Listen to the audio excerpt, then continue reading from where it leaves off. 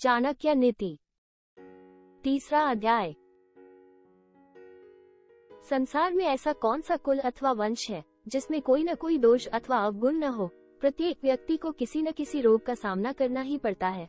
ऐसा मनुष्य कौन सा है जो व्यसनों में न पड़ा हो, और कौन ऐसा है जो सदा ही सुखी रहता हो, क्योंकि प्रत्येक के जीवन में संकट तो आते ही हैं। मनुष्य के व्यवहार से उसके कुल का ज्ञान होता है। मनुष्य की बोलचाल से इस बात का पता चलता है कि वो कहाँ का रहने वाला है। वह जिस प्रकार का मान सम्मान किसी को देता है, उससे उसका प्रेम प्रकट होता है, और उसके शरीर को देखकर उसके भोजन की मात्रा का अनुमान लगाया जा सकता है। समझदार व्यक्ति का कर्तव्य है कि वो अपनी कन्या का विवाह किसी अच्छे कुल में करे, पुत्र को अच्छी शिक्षा दे, उसे इस प्रकार की शिक्षा दे जिससे उसका मान सम्मान बढ़े, शत्रु को किसी ऐसे व्यसन में डाल दे जिससे उसका बाहर निकलना कठिन हो जाए, और अपने मित्र को धर्म के मार्ग में लगाए। दुष्ट व्यक्ति और सांप, इन दोनों में से किसी एक को चुनना हो तो दुष्ट व्यक्ति की अपेक्षा सांप को चुनना ठीक होगा, क्योंकि सांप समय आने पर ही काटेगा, जबकि दुष्ट व्यक्ति हर समय हानि पहुंचाता रहेगा। राजा लोग कुलीन व्यक्तियों को अपने पास इसलिए रखते हैं कि वे राजा की उन्नति के समय, उसका ऐश्वर्य समाप्त हो जाने पर तथा विपत्ति के समय भी उसे नहीं छोड़ते।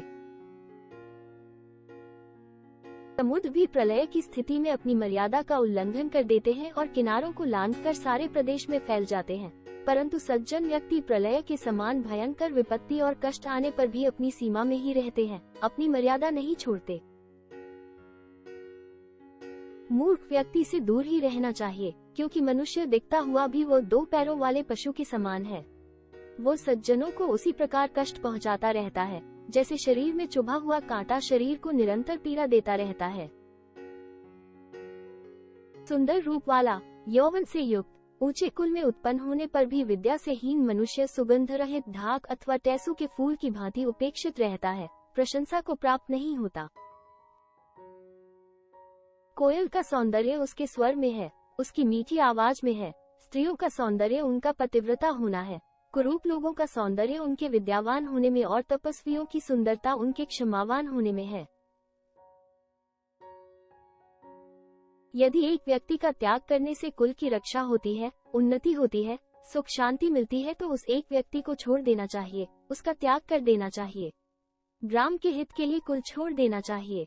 यदि एक गांव को छोड़ने से पूरे जिले का कल्याण हो, तो उस गांव को भी छोड़ देना चाहिए।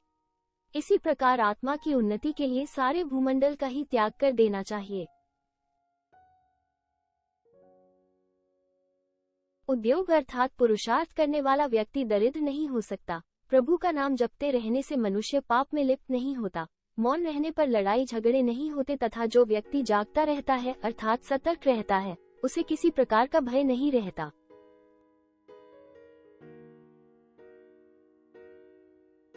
अत्यंत रूपवती होने के कारण ही सीता का अपहरण हुआ। अधिक अभिमान होने के कारण रावण मारा गया।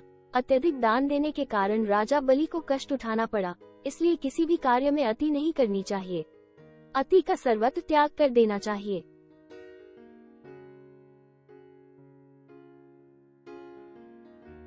समर्थ अथवा शक्तिशाली लोगों के लिए कोई भी कार्य कठिन नहीं होता। व्यापारियों के लिए भी कोई स्थान दूर नहीं। पढ़े लिखे विद्वान व्यक्तियों के लिए कोई भी स्थान विदेश नहीं। इसी प्रकार जो मधुरभाषी हैं, उनके लिए कोई पराया नहीं।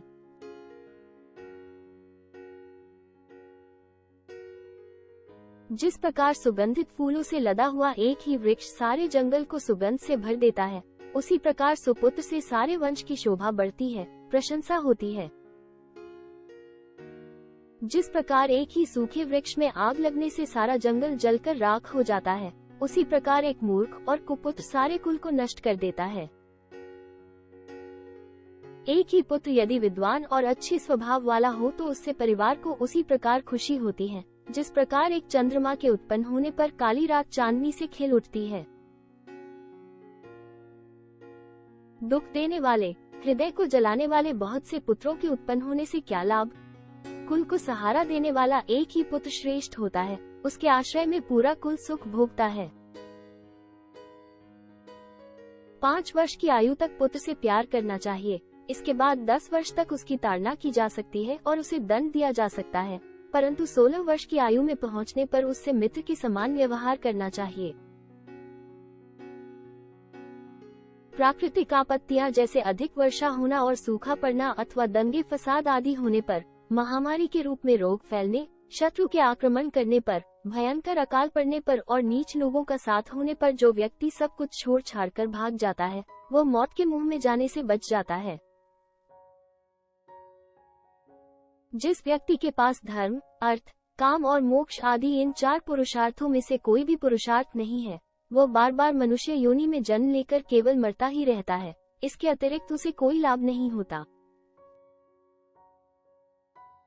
जहाँ मूर्खों की पूजा नहीं होती, जहाँ अन्न आदि काफी मात्रा में इकट्ठे रहते हैं, जहाँ पति पत्नी में किसी प्रकार की कलह, लड़ाई झगड़ा नहीं, ऐसे स्थान पर लक्ष्मी स्वयं आकर निवास करने लगती है।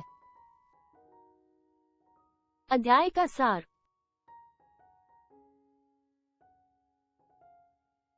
आचार्य ने विशेष रूप से मनुष्य के आचार अर्थात चरित्र के संबंध में कुछ बातें कही हैं। उन्होंने माना है कि अच्छे से अच्छे कुल में कहीं न कहीं किसी प्रकार का दोष मिल ही जाता है और संसार में ऐसा कौन सा पुरुष है जो कभी रोगों का शिकार न हुआ हो। सभी में कोई न कोई व्यसन भी होता है। इस संसार में लगातार किसको सुख प्राप्त होता है, अर्थात कोई सदा सुखी नहीं रह सकता, कभी न कभी वो कष्टों में पड़ता ही है। सुख दुख का संबंध दिन रात की तरह है। महान व्यक्तियों को और धर्मात्माओं को अनेक कष्ट उठाने पड़ते हैं, ऐसा संसार का नियम है। चाणक्य का मानना है कि मनुष्य के आचार व्यवहार से, बोलचाल से, दूसरों के प्रति मान सम्मान प्रकट करने से उसके कुल की विशिष्टता का ज्ञान होता है।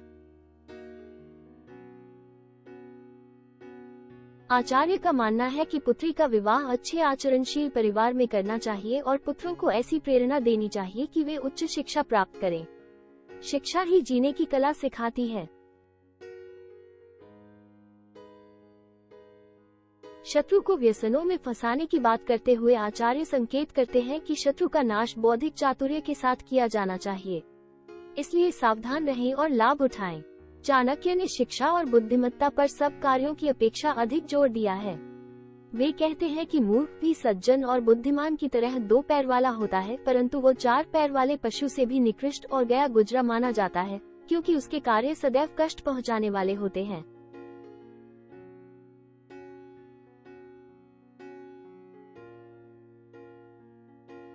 चाणक्य कहते हैं कि यदि कोई व्यक्ति अच्छे कुल में उत्पन्न हुआ है तथा रूप और यौवन आदि से भी युक्त है, परंतु उसने विद्या ग्रहण नहीं की, तो ये सब उसी प्रकार निरर्थक है जिस प्रकार बिना सुगंध के सुंदर फूल। उनका मानना है कि किसी का सम्मान उसके गुणों के कारण होता है, न कि रूप और यौवन के कारण। आचरण से संबंधित एक और महत्वपूर्ण बात चाणक्य ने ये कही है कि यदि किसी एक व्यक्ति के बलिदान से पूरे कुल का कल्याण हो तो उसका बलिदान कर देना चाहिए, परंतु उन्होंने मनुष्य को सर्वोपरि माना है और वे कहते हैं कि यदि व्यक्ति अपने कल्याण के लिए चाहे तो प्रत्येक वस्तु का बलिदान कर सकता है।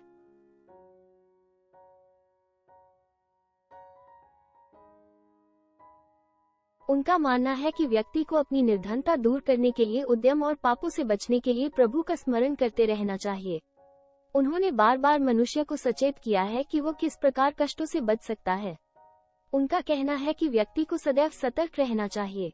आचरण में आचार्य किसी भी तरह की अति के पक्ष में नहीं है।